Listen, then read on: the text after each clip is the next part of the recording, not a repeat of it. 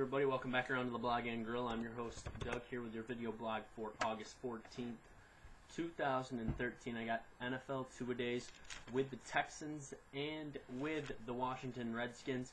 I got your MLB power rankings that are quite different as we move towards the halfway point of this month of August. But first I want to get to the thing that's really annoying me in sports right now. It's how the Yankee fans are treating Alex Rodriguez. We figured when he'd first come back there'd be some booing, especially his first game back last Friday. He would get booed, but now it's just kind of an at-bat to an at-bat thing. He got booed last night a couple times when he popped out and struck out, and then he goes ahead and hits a big double, and he gets cheered crazy. And I just want to say that Yankee fans at the stadium are being pretty ridiculous. I mean, they're already, if we think about it, Yankee fans, I'm a Yankee fan. Yankee fans are already spoiled. 27 World Series, a beautiful stadium, the best players in the world playing there, and they just, I think sometimes they just take it for granted. We've seen attendance being very low this year, so Yankee fans are not coming out even to watch this team play. And this isn't a bad team. This is a team that's just 5.5 games out of a wild card spot, and the treatment of Alex Rodriguez has just been ridiculous because we got to remember this guy has not had many at bats. He's had now 2 hip replacement surgeries, and he's just trying to get back going. I know why they're booing him. I'm not condoning his steroid use, but really, he hasn't had a lot of at-bats this year, and really, since he's come back, he's really only had one bad game, and that was last Friday, his first game back at the stadium, when he struck out 3 times against Rick Porcello. His overall stats are not bad. 27 at-bats, 259 average, 1 home run, 4 RBIs. He's really playing some good, solid defense at third base. And right now, Yankee fans are just being morons by booing him unrelentingly when he struggles. I mean, he's coming back off big surgeries. He's struggling with the steroid thing.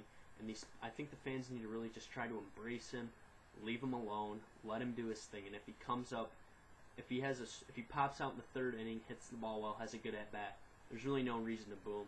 So I just think the Yankee fans need to lay off him and really start to think about maybe only booing him when a player should be booed, striking out with the bases loaded, grounding into a double play, down by 1, flying out to end the game. You just got to think about this stuff and not boo all the time. It's not being tastefully used, and A-Rod's going to be able to shut it out and not even worry about the boos at this point. All right, time for my first NFL two-a-day, and that is with the Houston Texans, who last year finished 12-4. They lost to the Patriots in the divisional playoff game, and really this team was solid all the way around. They were top 16 in most major offensive and defensive categories.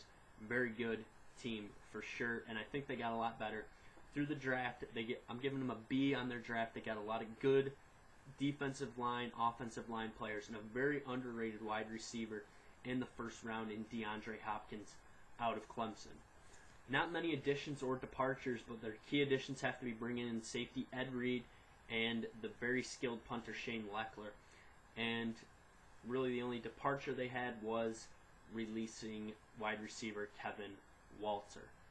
I think the big question is, can Ed Reed take this secondary from good to great? We saw some major improvements in the secondary last year of the Houston Texans.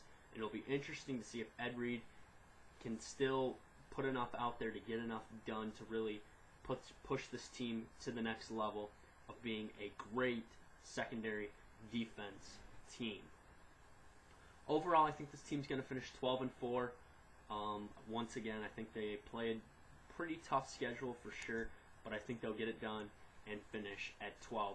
All right, so coming up in just a few minutes, I'll have the Washington Redskins two-a-day. But now it's time for a quick look at your Major League Baseball power rankings. Coming in at number 5 this week are the Detroit Tigers at 2-4 over the past 6 games, and they move up a spot this week. My 4th place team, 1-5 last week, the Pittsburgh Pirates, kind of sputtering right now. They are dropping 2 spots. The hottest team in baseball right now, and my team to watch is actually in my top 5 this week. My team to watch is the LA Dodgers. They are 6-0. They've had the best record in baseball since probably about June 1st, since Yasiel Puig came up, jumping up 4 spots this week for sure, as they played a solid week of baseball. My number 2 team, Boston Red Sox, dropping a spot 2-3 week, kind of struggle with Tampa Bay. Now they're taking on Toronto, and they got a big series coming up this weekend with the New York Yankees. And my number one team this week in the MLB Power Rankings and my winner of the week are the Atlanta Braves, 3-2. Winners, I believe, of 15 of their last 17, and they jump up 3 spots this week to number 1 on the MLB Power Rankings.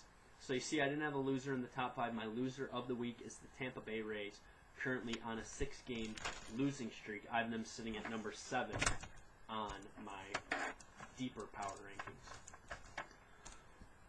Alright, so coming up now, it's time for the second NFL two-a-day with the Washington Redskins. Last year, the Redskins finished 10-6. They lost to the Seattle Seahawks in the wild card playoff game. They had the top running attack in the National Football League, really behind 2 good rookies and Robert Griffin III at quarterback and undrafted Alfred Morris at running back. Not really liking their draft a whole lot. I'm going to give them a C+. They got no great players, but a lot of good players, so we'll see how they do building around some of these younger guys in Griffin, Morris. They also have good wide receiver Pierre Garçon. Really only 2 key additions. They bring in former Redskin quarterback Rex Grossman to play third string right now behind Kirk Cousins and RG3, and cornerback D'Angelo Hall, re-sign him. Just a nice veteran presence there. Nobody really left the team, so that's good for this team, keeping a good core together. I think the big question is, will this saga that we're seeing playing out right now in the media between Robert Griffin III and Mike Shanahan affect the team negatively this year?